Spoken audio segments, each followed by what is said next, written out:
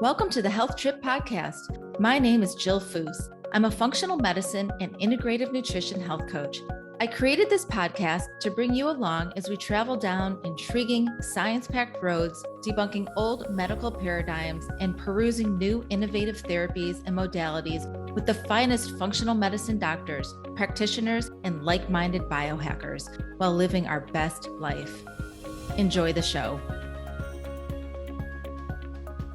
On today's podcast, I welcome Maria Emmerich.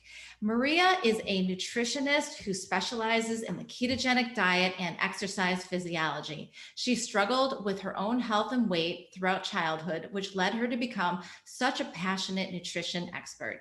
She earned her master's degree in health from the University of River Falls and has been a keynote speaker both internationally and nationally. Maria has appeared on Good Day New York, New Orleans, and Twin Cities Live. She specializes in brain neurotransmitters and how food can increase mental wellness. She has also cooked with Halle Berry and writes for Halle's website. She has written 20 books with 2 more coming out this year. Her books focus on low-carb, ketogenic, and carnivore recipes that are delicious and easy to make. She resides between Hawaii and her home state of Wisconsin with her husband and her 2 sons, who are becoming quite the YouTube stars with their cooking skills. Maria's goal is to help transform people's lives and start living again. So welcome, Maria. Oh my gosh, thank you for that really sweet intro. I appreciate that. You're so sweet. I always love reading everybody's intro and them thinking to themselves, wow, I've actually done all of that. Right? It's incredible, right? What people have done when it starts out as just a passion in their own journey. Yeah, I mean, I don't know if you know how this all started, but it was really like quite miraculous. Yeah, actually, I want to do a little medical disclaimer, and then I do want to share with folks your story. So just a little medical disclaimer before we begin, that we are not medical doctors. And hopefully you'll walk away from this podcast with a handful of nuggets that you can apply into your own lifestyle and your family, but absolutely talk to your primary care physician if you're thinking about making any lifestyle changes, especially dietary, and talk to them, and also become your own detective and research about what your goals are and how you want to get there. So today we're going to talk about raising healthy eaters from little kids to teens to college students. And as a mom of 5 kids, I know firsthand how challenging that is to feed your kids nutritious meals, but also to teach them how to cook healthy food for themselves. Because as they grow older, we want them to make these smart choices while they're away from home and keep it clean while living in a college dorm situation. And my kids are all really athletic. So from a really young age, I use their athleticism as motivation for making healthy choices. And if they were upset about how they performed in a game, mostly hockey, I would say, well, what'd you eat that day? Did you have Skittles? Did you have McDonald's? Did you drink Coca-Cola? What'd you do? And so they would think about it and start making the connections over time. And I realized that's not the case with everyone, but with me, that was a big part of my approach with my kids. I also have kids with ADHD, anxiety, depression, IBS, acne. I mean, you name it, 5 kids, you pretty much cover almost every situation. So today I want to shed light on the importance of whole food nutrition starting at a young age and how us parents and caregivers can encourage healthy eating choices with our kids, because it's really not an easy feat. So before we dig in, Maria, tell us how you got here, about your story, your own health story, and then bringing your kids into your life. Absolutely. When I was 16, I was literally twice my size, and I was always an athlete like your kids. I was one of the biggest athletes, literally, and I was one of the best ones. So I was working out all the time, but I still couldn't work out off what I was eating.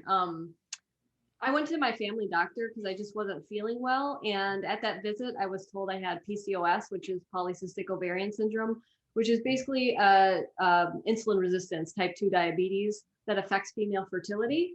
I also had depression, so she gave me an antidepressant. I also had IBS, so I had a prescription for that she gave me. And I had pretty severe acid reflux, so she gave me a medication for that.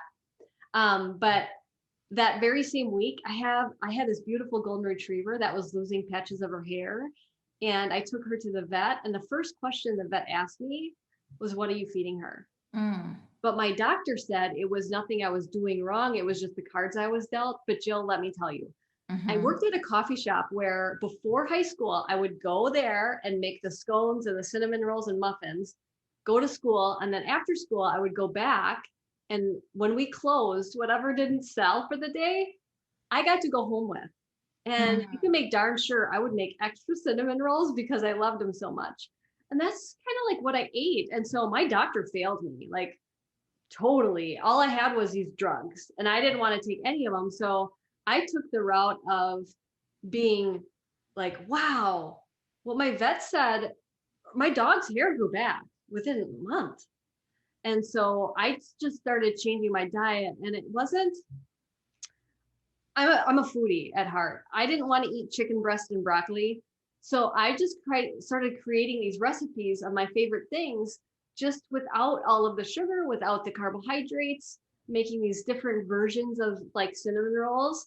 Um, and I just kind of did it by myself. I would make them for people. And I met my husband at the young age of 17 and told him I probably can't have my own kids. My doctor told me I couldn't. He's like, that's all right, we'll adopt.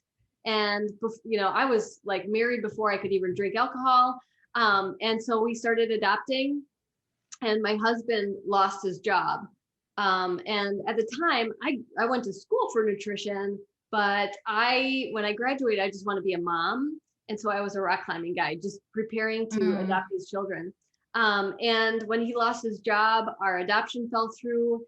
And someone in town, a friend of mine, said, Maria, why don't you put your recipes together in a cookbook to help raise money for your adoption? And Mm. why don't you start a blog? And I was like, what's a blog? This was 15 Right. years ago or whatever. I was like, what's a blog? And she's like, I'll help you. And honestly, it gave me a reason to wake up in the morning. It just fueled my passion again. And it went gangbusters. Like it was just a self-published book, but people just loved it. And we put it on Amazon and now like Halle Berry has it. Like it's just crazy, Mm-hmm. you know? Your cookbooks are amazing. I can attest to all of your recipes. You could pick any of the millions of recipes she has, and they are all amazing. You're sweet. So, so absolutely. Well, at the end of this, I'm going to put all of that information on where to find your books. Um, so you adopted these two babies from another country. You bring them home. And what was that experience like in terms of feeding them? First of all, it's hard enough feeding your own baby, right? And just figuring that out. But now you're raising two babies that aren't biologically yours. And they're coming from another culture. So that must have put some obstacles in your path. I will say that their change in diet, they loved it. That was the easiest part. The hard part was they never experienced a bathtub in their life. So they screamed in the bathtub. They didn't know what a dog was, so they screamed at the dog. They hated the dog. I was like, they hate me. But the food actually was kind of quite easy. They were living off of nothing but starch when they first came into our life.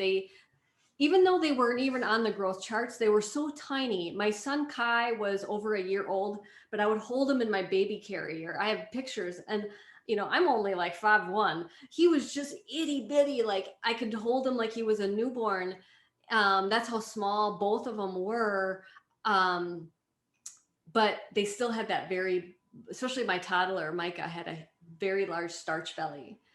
Even though he was very small for his age. Mhm. And once we changed them to, a ketogenic lifestyle, they're now at the 80th percentile. We have a lot of like charts just to, Mhm. mainly for our own self,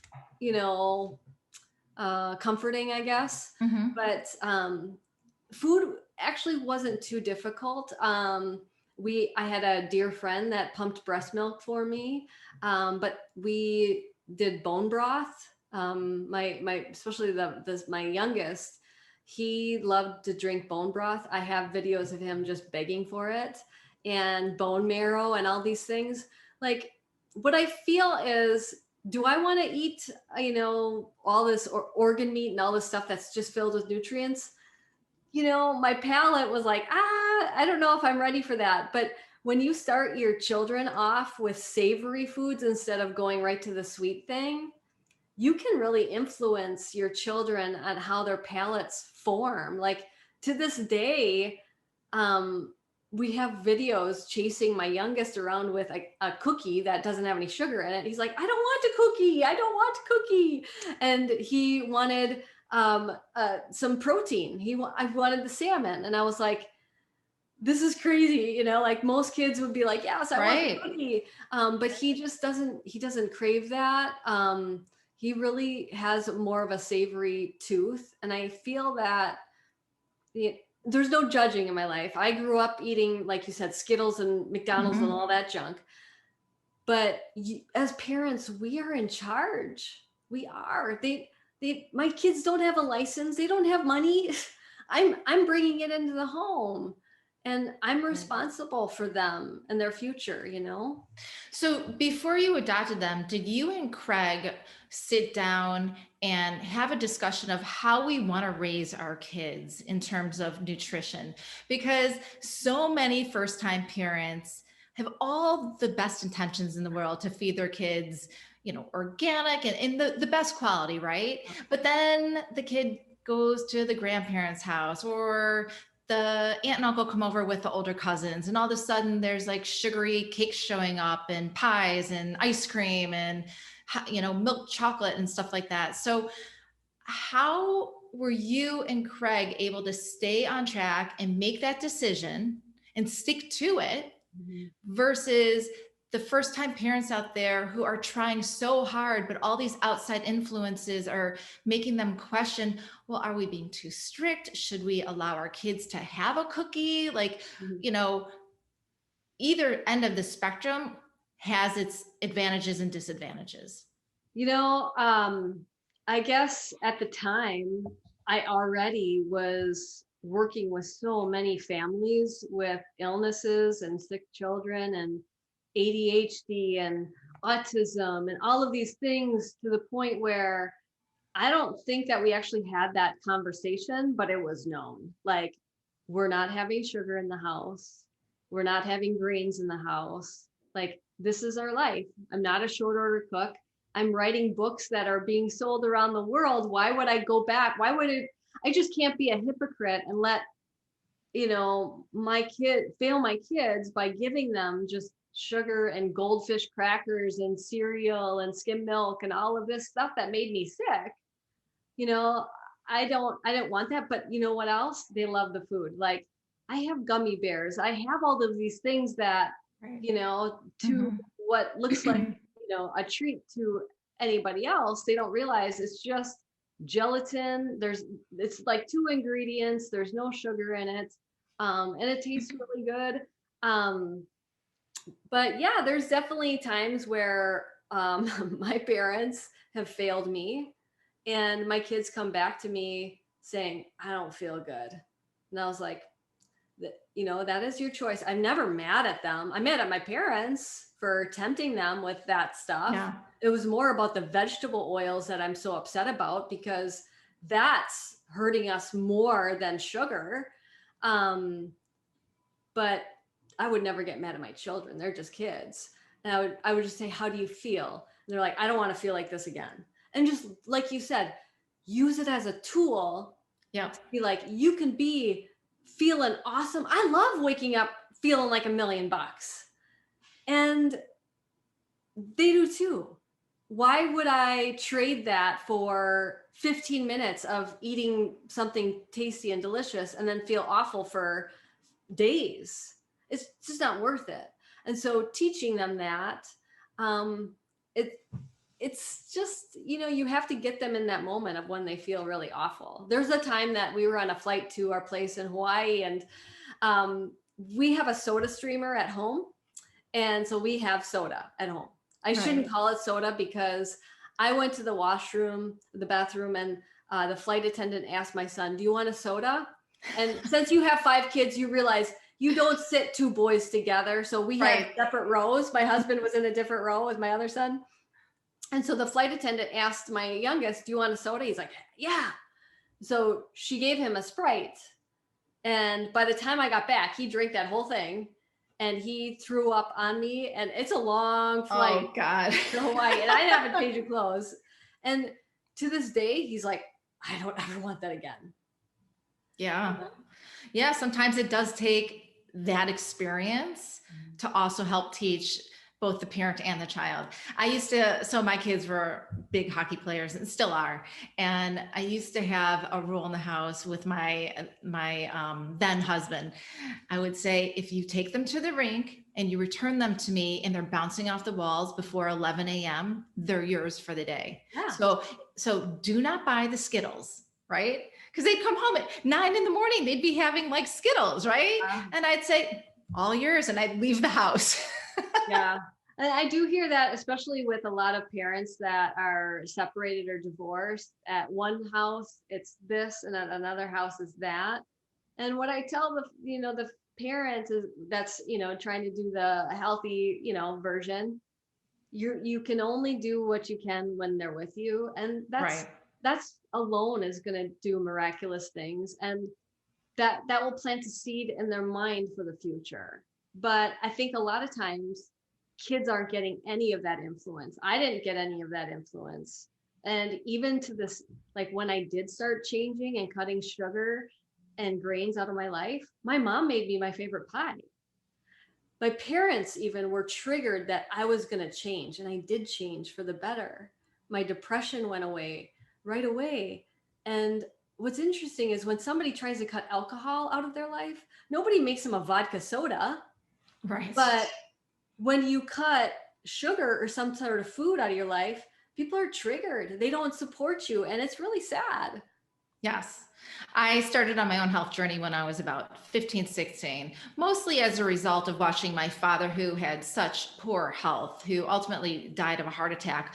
But the way he ate and the way he felt and the way he didn't move just triggered me on all levels. And I didn't know anything. What did I know? I had to figure out my own equation over the course of, 25 years, more actually. And it's a journey, and all these experiences lead to where you might want to end up. And you just have to really tap into how food makes you feel.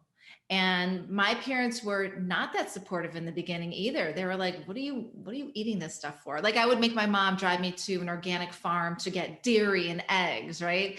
And she'd be like, what is wrong with you? Like, how are you my child, right? But it was something intuitive in me that said, I don't feel that good. And so I need to figure out alternative ways to make myself feel better. And I was super young. Now, of course, my family is all on board, and they're like, wow, we probably shouldn't have made fun of you back then. Because now we want your help.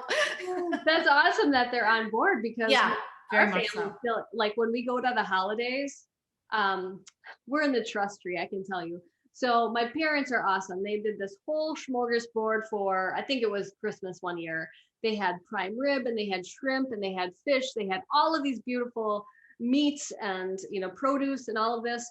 And what was interesting is when we went through the line, because it was like a buffet style, we went through the line. When my kids looked at the bread, they said, Mommy, is this your bread? Because I have like this wonderful 0-carb bread. It's made with 2 ingredients. It's mind blowing. And I was like, oh no. I'm a big fan of it, by the way. Thank you, my dear friend. Well, they were like, is this your bread, Mom? And I was like, sorry, guys, it's not. And I guess everybody heard that and thought it was me saying, don't take the bread, which I didn't say that. Mm-hmm. So they just walked by all of the bread products and stuff. And I got a lot of judgment from that. However, my brother, who has children the same age as my boys, they didn't eat anything, and they made them a frozen tombstone pizza. And yet I'm the one who gets judged. Right. Like that. It's funny because people are like, Maria, is keto healthy for kids? I'm like, I'm telling you to eat meat and vegetables. I'm not telling you to, like, why is it a kid that's eating a Pop-Tart? That's okay. Right. But eating just things that don't have a label on them is weird. To me, that's not weird to me. That's real food. Right. Well, I want to talk about the ketogenic lifestyle with kids, and I want to open it up with type 2 diabetes. So type 2 diabetes among youth has increased exponentially over the past 20 years. In 2015, an estimated almost 6,000 kids were diagnosed with type 2 diabetes. And type 2 diabetes, folks, is the diabetes you can absolutely reverse with lifestyle changes. And there's about 5,000 new cases per year, tripling the numbers for kids ages 10 to 14 and 15 to 18. According to the USDA, the 2000 food guide pyramid was set up for families to follow as their nutritional guideline. And here's a couple of the things they say.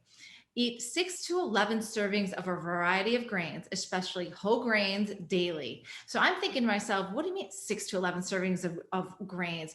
If your kid has celiac disease or your kid has autoimmunity or chronic inflammation, you absolutely cannot be serving them 6 to 11. You can't even serve them one serving of those grains a day. And then it says to watch your fat intake, especially saturated fat, and to eat lower cholesterol foods. So I'm thinking to myself, oh, and this is saying for everyone in the family older than 2, but I'm thinking to myself, breast milk is all saturated fat and cholesterol. And that the reason we want to breastfeed our children is because we want to give them those healthy fats for their brain development and for their heart.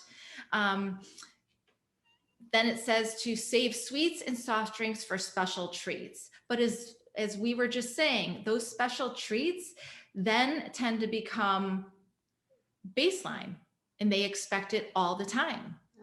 Sugar triggers wanting sugar. It says to eat low-fat or non-fat dairy products, which are higher in sugar. And it says to eat 2 to 3 ounces of cooked lean meat, and that eating 8 ounces of meat a day, like a burger, is directly associated with heart disease. And that's just crazy to me. What are your thoughts on that? Oh, well, I should be dead of a heart attack, right? Right. I mean, that's what I eat. I had a steak for breakfast. Me too.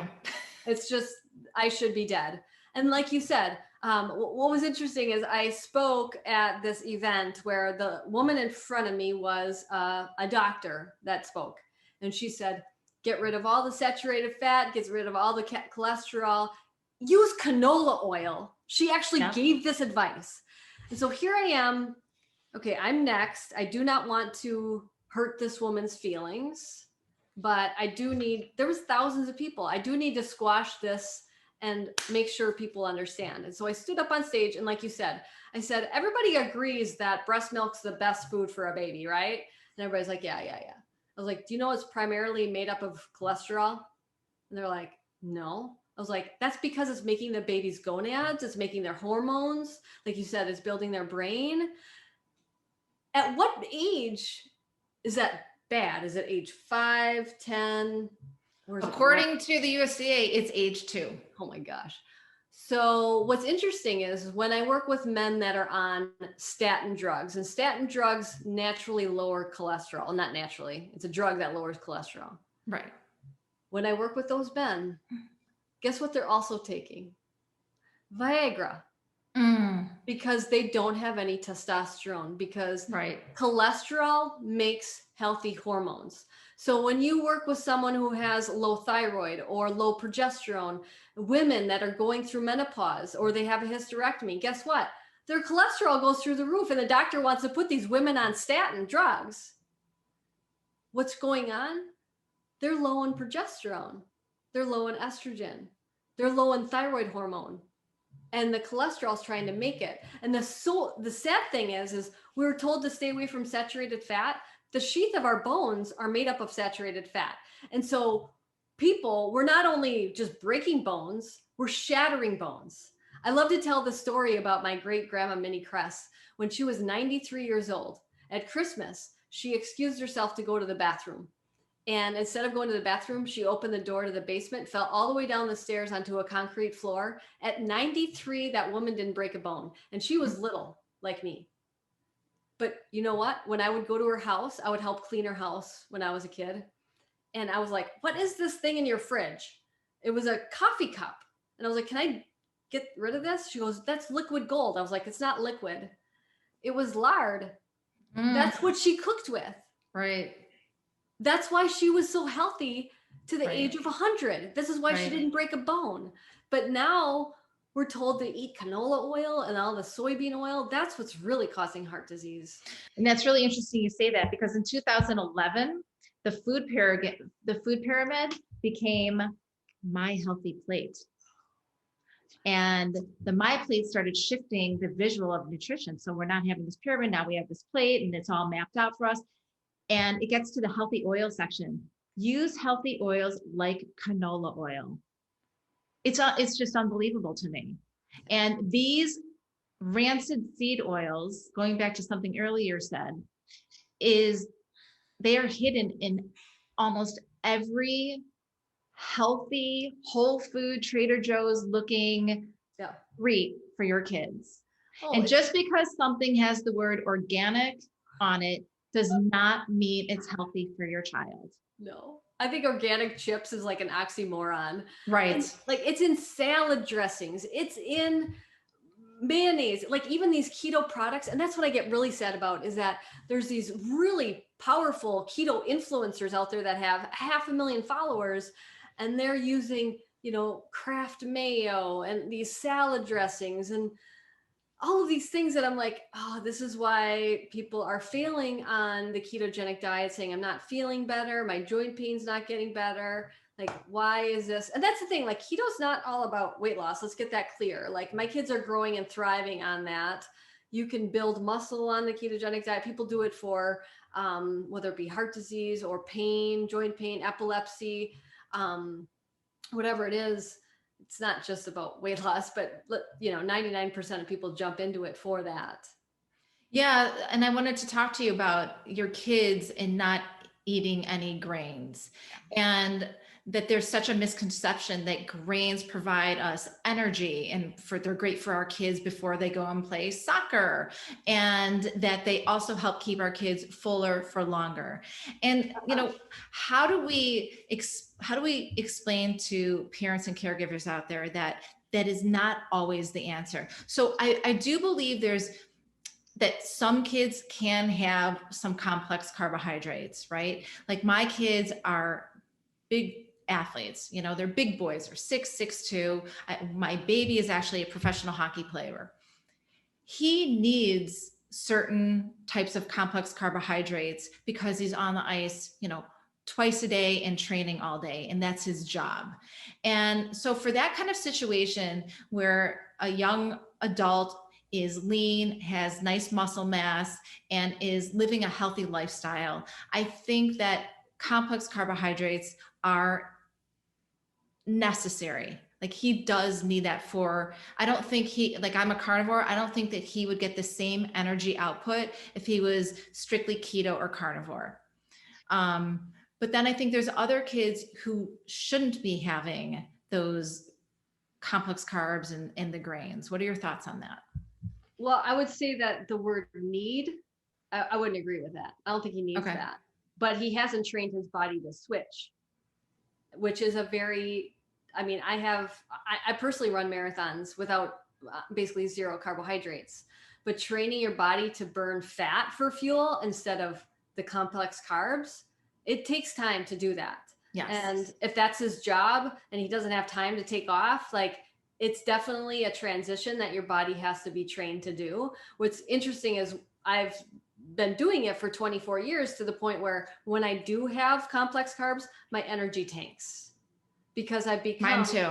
It's flipped for me. But Zach Bitter, he's winning 100-mile races. He's breaking world records running 100-mile races on a ketogenic diet. So I don't know if needing is the word, but your son thrives on them. He's, whatever. But my children, they don't really eat any carbohydrates, and they're little, they're not 6 feet, they're my height. But they thrive without it. And I do have a son that I don't doubt he would be bouncing off the walls. You can see it in his YouTube videos. He's a crazy, funny kid. He's just very energetic. And if he did have sugar, I fear the day. Right. Like you said, your husband take care of him. I'd be like, who gave this here? It's not my child right now. Like, go, because he would be bouncing off the walls. But when you said like grains or, these foods are more satiating, how hunger happens is a falling blood sugar. So you eat grains, sugar, complex carbs, whatever it is, blood sugar goes up.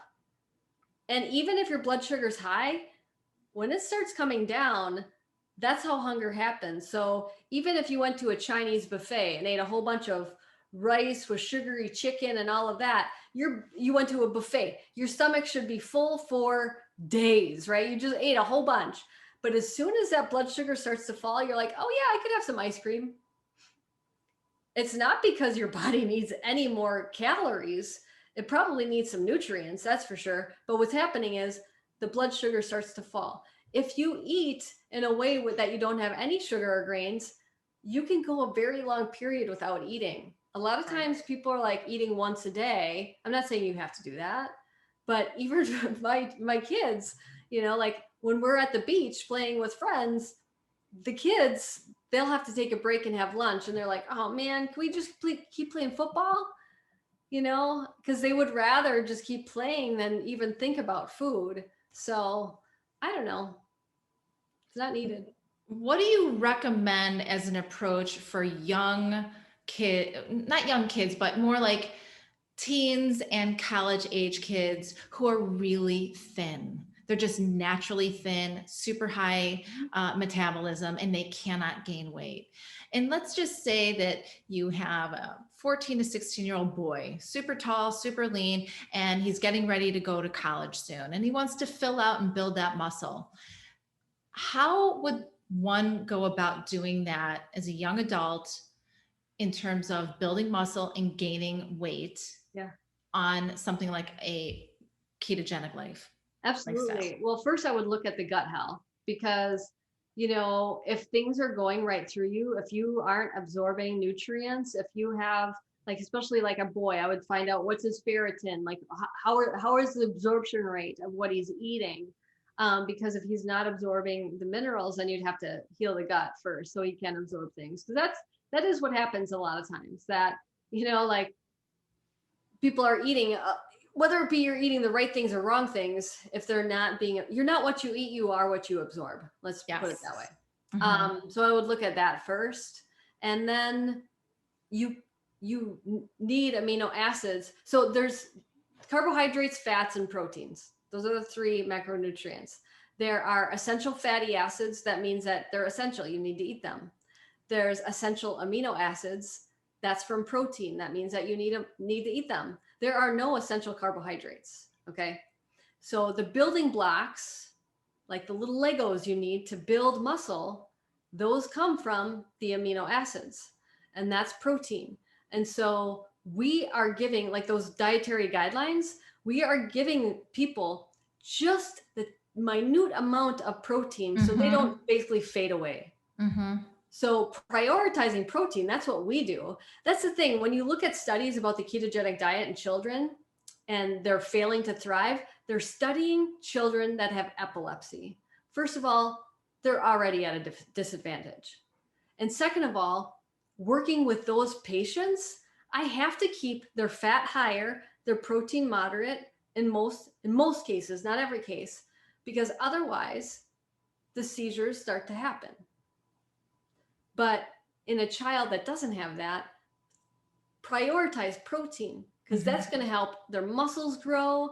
That's going to help them build muscle and get strong, like you said, gain some weight, and eat plenty of saturated fat because that's going to help with the hormones. That's the thing. A lot of times you can just talk to teenagers about, their hormones.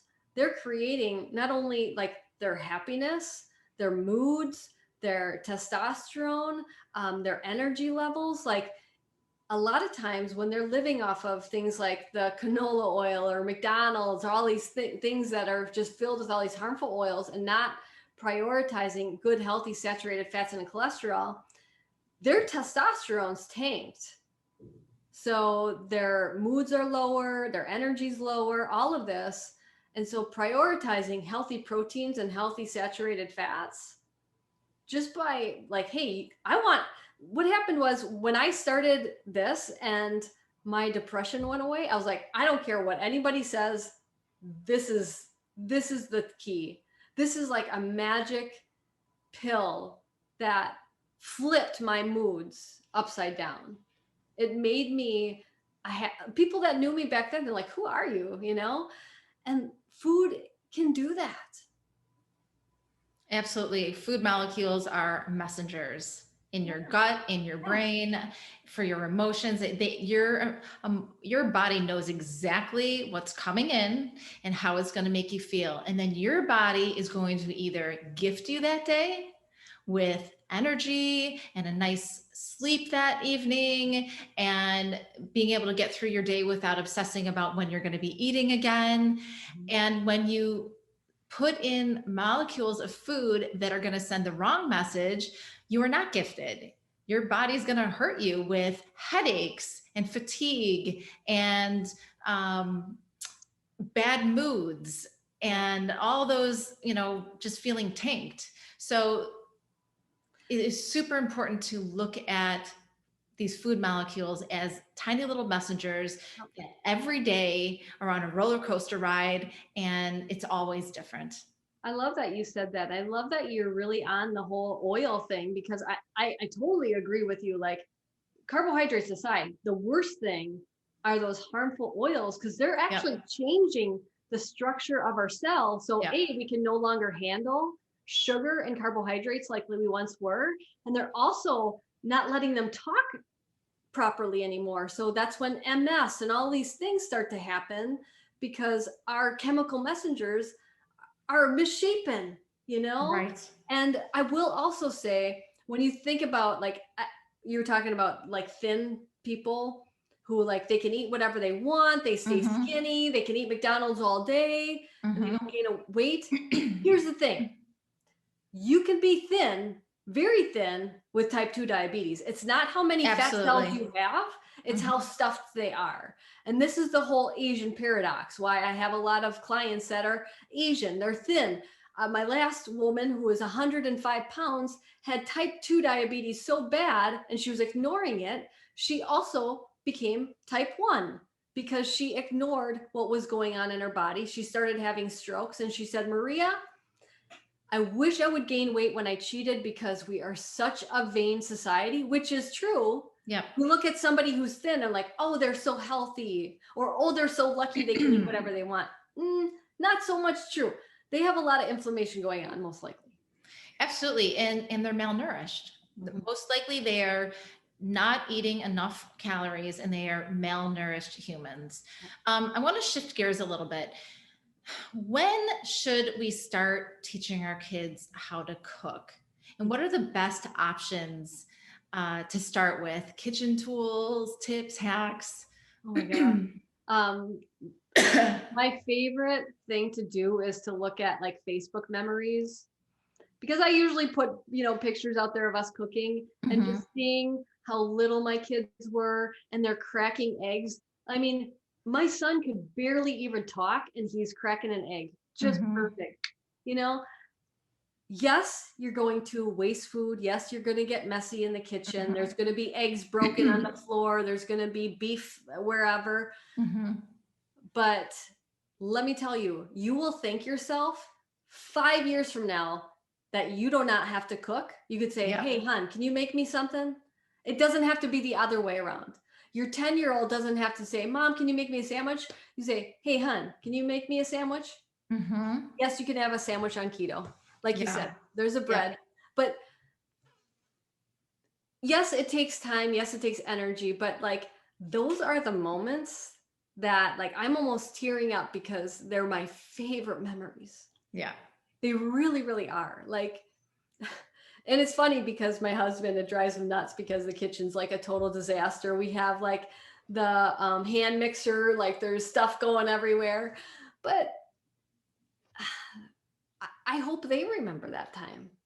They for sure will. I grew up my mom and her sister, our houses were next to each other with a little trail in between. Huge. My aunt's style of cooking was very gourmet, and my mom's was very, simple and basic. And so any given day when I was a little girl, I'd be like, what do I feel like eating? If I didn't like what my mom was making, I'd go down the little trail and show up at my aunt's, and I'd be like, pull up my chair, hop on the chair, and help her make like vichyssoise soup, or something crazy. So those are my fondest memories. And I wanted to give that to my kids too. I always had them in the kitchen cooking and experimenting. And sometimes when the Food Network started and there were all these competitions, my kids would hold competitions among themselves, and it was a mess, but who cares, right? Because now they're 18 to 26 and they are so dialed into how to shop, how to read a nutrition label, how to look at ingredients, and how to cook. Yep. And they love recipes. They love the planning. They love meal prepping. I have two of my boys meal prep every Sunday, huge sheet pans. And they didn't want me involved in that. They must have started when they were like 16 and 14. And so they went on YouTube and they decided they were going to look up these athletes who had the body that they wanted for the sport they were playing. And that's what they set out to do. I did nothing. But cool. I believe it was the influence of constantly being in the kitchen and cooking. And I made everything. I was like you. I just wanted everything to be homemade and clean ingredients. And that I wanted them to know how fun cooking can be. And so it wasn't looked upon as an adult as like, I have so many clients as adults who hate being in the kitchen. And that makes me sad because the kitchen is like the center of a house. At the same time, like we plan for so many aspects of our life. Why do we think that we don't have to plan for food? I don't get that. Like we plan for years for trips, for our kids' college, for a new car, for a house. Why do we put food on the back burner? I don't really understand why we think we don't have to plan. Because that's why people are like, oh, I always fail on the diet because it takes such planning. I was like, totally worth it to me. But honestly, is it really that hard? I don't think it is. I think it also has a lot to do with how people are raised in their own family. If their parents loved cooking and grilling. My parents didn't. My mom hated it. She did not like cooking. She would, a lot of times it was white rice with cinnamon and sugar with skim milk on it. That was our dinner because she forgot to plan anything.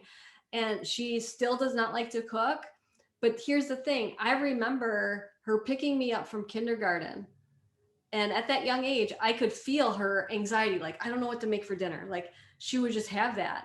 And for me, I took that with me as an adult. So I'm always one step ahead. Like I'm always one day ahead. Like you said, meal prepping.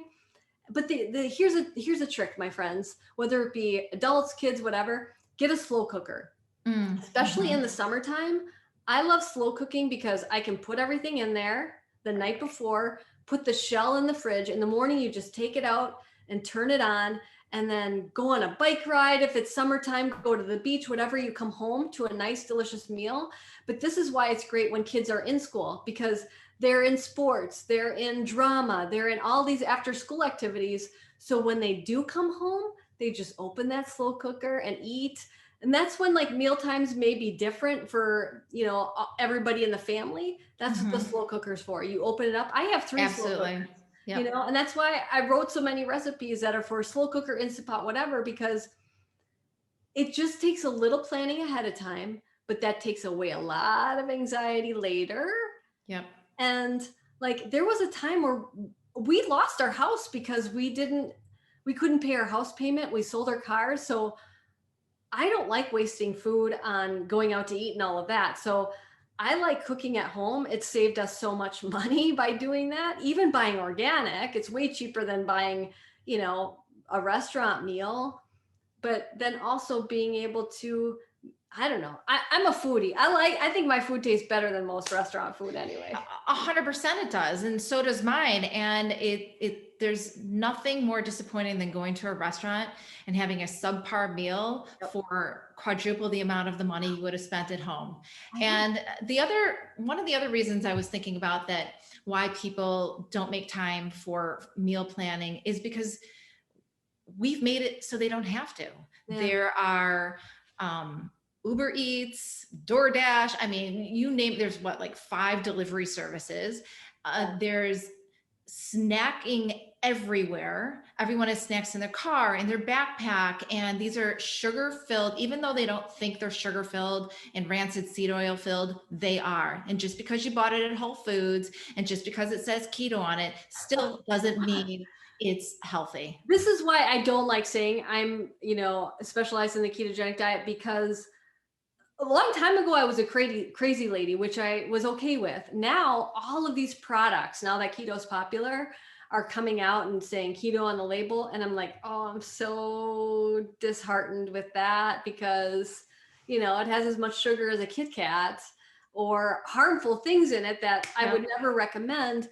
But I will tell you, Jill, I'm very blessed that there's 2 companies in Europe and a company in the United States that are making my recipes only things that I approve of, and you can buy them as a frozen meal. So I think that's pretty cool. Like, that's awesome. Yeah, dairy-free, nut-free, all of these food allergens.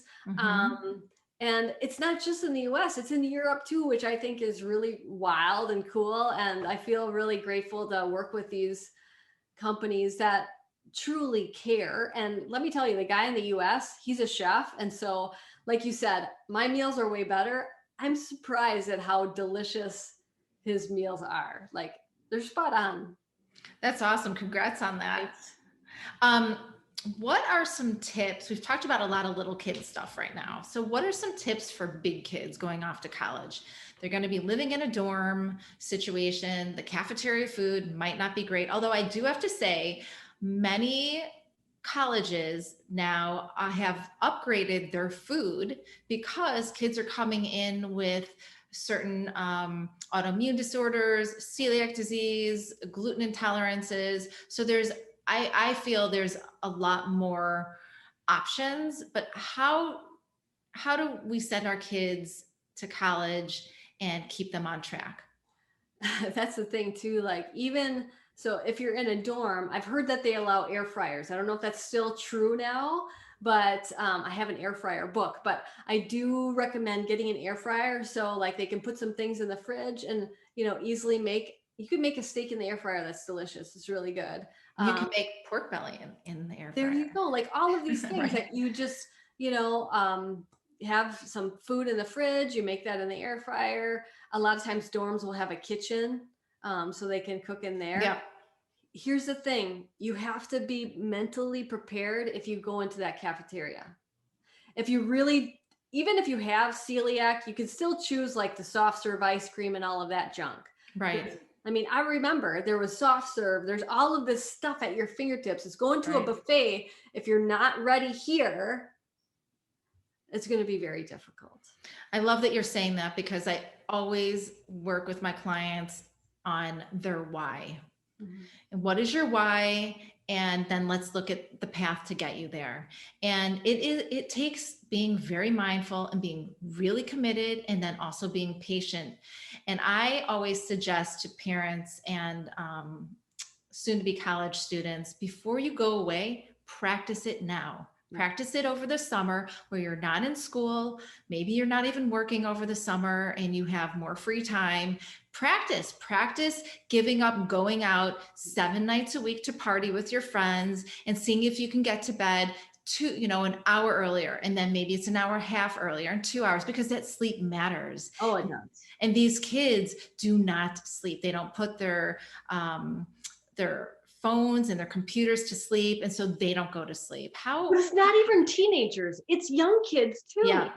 Mm-hmm. Like, our school bus, we're lucky, we homeschool our children. I run in the morning, the school bus goes by at like 6 a.m. Is your kid really going to bed on time? Because those 10-year-olds, they need more than 8 hours of sleep. Absolutely. But not a lot of 10-year-olds that I know are getting more than 8 because they have dance until this time, and then they have homework, and then they have this and that, and then they have to be up on the school bus by 6:30. Like they have to be going to bed quite early to be, up on time. Yeah. But I don't think we talk about that enough. Like the sleep requirement for children is more than 8 hours. Their brain grows as they sleep. And even as adults, if you're not getting 8 hours of sleep, your blood sugars are going to be higher. You're Yep. going to look at those carbohydrates so much like craving. You're going to look at them differently. But even Right. myself, if I'm at a wedding or a party and I don't get I sleep well more than 8 hours. If I don't get my sleep in, even though I won't grab sugar or carbs, I'm much hungrier the next day. And my energy's not as good. Your moods start to suffer. They even studied Army Rangers, and after 3 nights of them only getting 6 hours of sleep, their cells started to look like a type 2 diabetic. So we should be prioritizing sleep more than we do. Absolutely. So before we end the podcast, I have 2 more questions for you. Okay. What are your top 3 foods for all kids, young and older, that should be incorporated into their daily diet?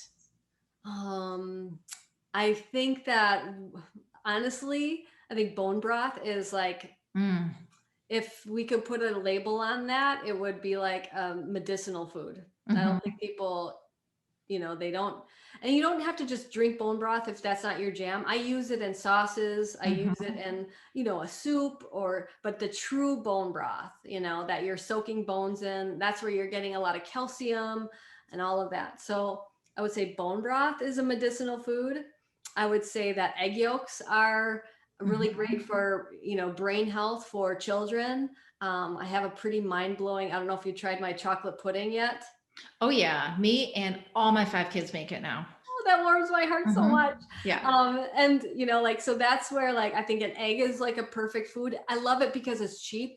There was a time when that's what we were eating because that's all we could afford. And I also think if you're ready for it, I think organ meat is something that we should try to incorporate because that is the most nutrient dense food without any anti-nutrients in it.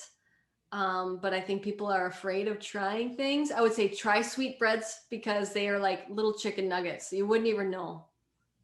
Oh, really? I haven't even tried them. They're soft. They're delicious.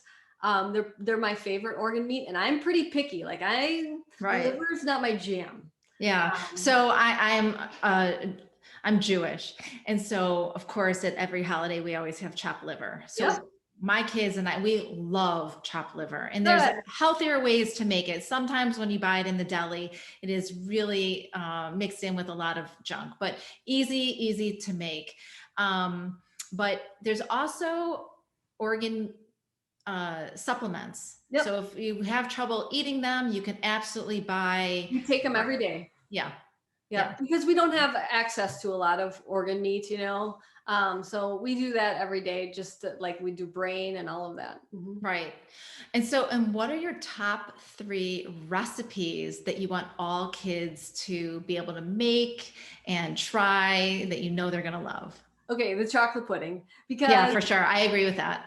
Like what happened was my son was a very picky eater, and he didn't like eggs, and that's all we could afford. And I was like, how am I going to get this kid to eat eggs? He didn't like scrambled eggs, nothing. And so I threw hard-boiled eggs into a blender. This is why I love it, because any kid could make it. It's dairy-free. You throw a can of coconut milk in there. The whole recipe is on my website. But the chocolate pudding is pretty mind-blowing. I made it for Halle Berry. And she's like, Maria, I do not want to eat egg pudding. I was like, please just try it. And it took us a long time for her to actually try it. And she's like, oh my gosh, this is like chocolate mousse. I was like, see, but that's the thing too. I'll suggest don't tell people what it is. Don't be like, this is healthy. I don't know if you'll like it. Right. Just try it. Gosh, my second one, if you can do dairy, I have a protein noodle lasagna that I grew up having lasagna on my birthday. And so for me, I needed a replacement. And so I made these I didn't make them. I bought protein noodles, which are very easy. But if you search protein noodle lasagna with Maria Emmerich, you'll find my recipe. It's easier than using real noodles, and it will fool any guest. Yeah. So tell everybody what's instead of the noodles. I know.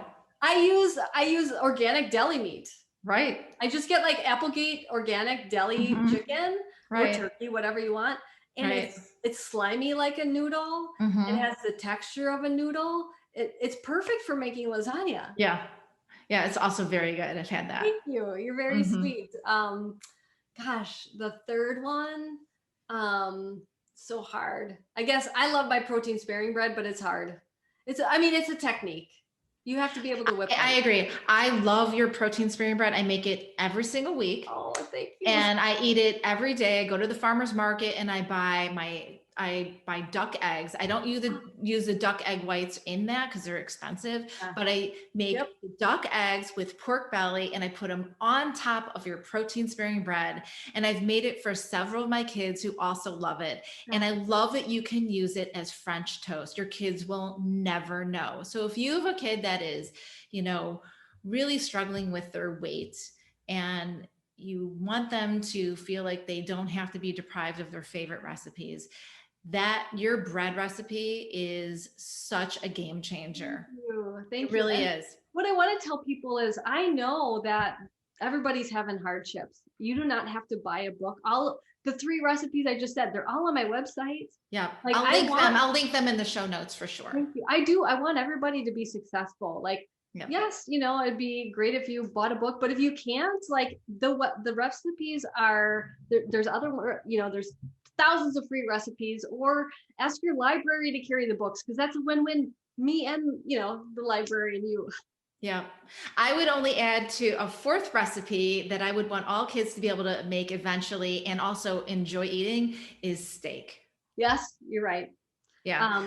I think it's super important. I was just teaching my boyfriend's son who's going to college how to make steak last night. We did a ribeye, a New York strip, and a filet because I wanted him to see how the differences in the amounts of fat available in the meat, how they make the cooking technique different, and where you might need to add more fat in cooking. And, he's 17. And I said, it's about time you learned how to make some steak. This is a great skill. It's something you'll be able to take this with you. It takes all of 7 minutes, right? From beginning to end. That's Could not be easier. Meal prepping, it's so easy. I just need to remember to take the steak out the night before. And that's what I do. Exactly. My favorite is a filet mignon on a cast iron.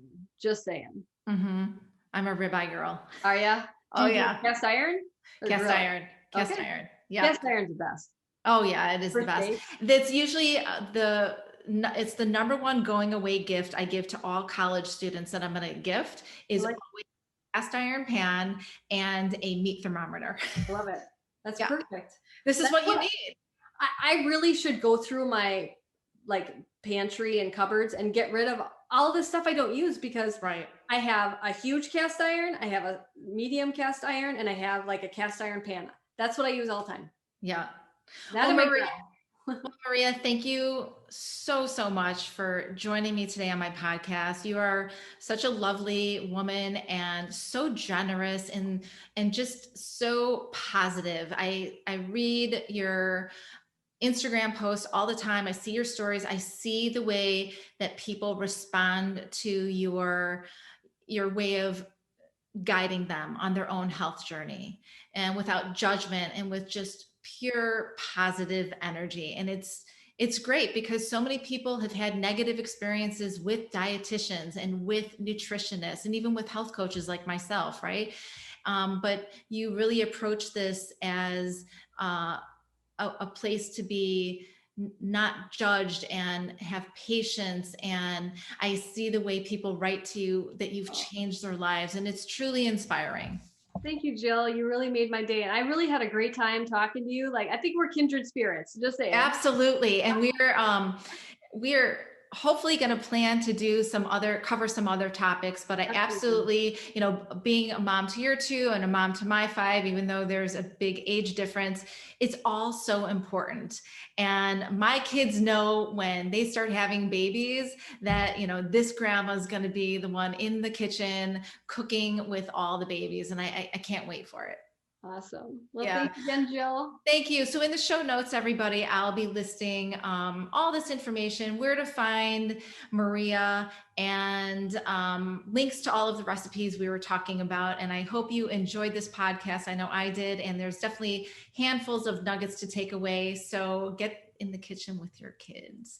All right. Thank you so much. Until next time. Bye-bye. Thank you for joining me. I hope you enjoyed the podcast. Lifestyle changes can be hard and overwhelming to make. By building your support team of functional medicine doctors, therapists, and health coaches, you can reach your optimal health goals. Be sure to check out my other podcasts. Until we meet again, stay healthy.